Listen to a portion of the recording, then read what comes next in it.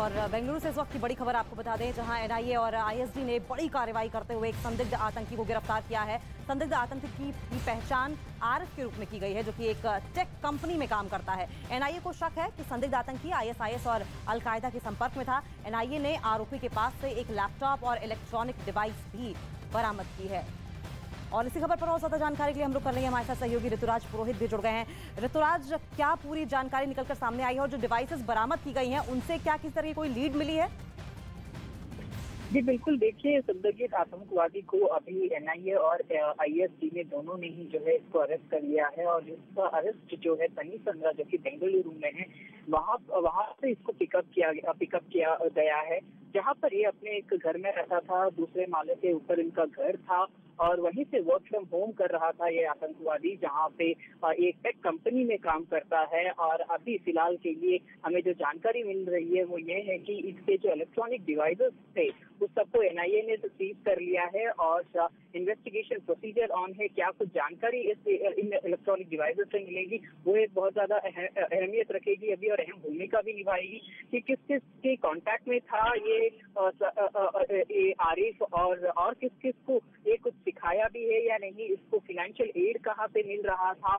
और इस सारी जानकारी को लेकर अभी एनआईए ऑफिशियल जो है इन्वेस्टिगेशन कर रही है। और हमें देखना पड़ेगा कि और कौन कौन इसमें इन्वॉल्व थे, क्योंकि अभी फिलहाल और एक जो जानकारी हमें ये भी मिल रही है कि इसी कनेक्शन में जो है बाकी और जगहों पर भी रेड ऑन है, बाकी दूसरे राज्यों में भी रेड चल रहे हैं, जैसे कि उत्तर प्रदेश हो और बिहार और दूसरे राज्यों में भी इस इन्वेस्टिगेशन प्रोसेस में जो है पूरी तरीके से रेड चल रहे हैं।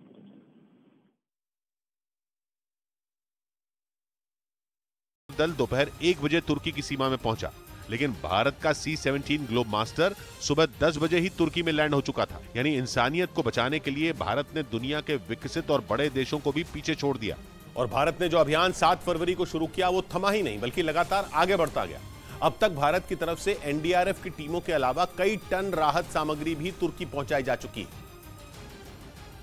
और भारत की एजेंसियां पूरी मुस्तैदी में ऑपरेशन दोस्त में जुटी हुई हैं। खुद प्रधानमंत्री नरेंद्र मोदी ने ट्वीट कर बताया कि उनकी सरकार तुर्की की मदद के लिए दिन रात काम कर रही है। उन्होंने ये भी लिखा कि भारत की कोशिश तुर्की में ज्यादा से ज्यादा जिंदगियों को बचाने की है। भारत की तरफ से भेजी गई मदद में 130 टन राहत सामग्री शामिल है।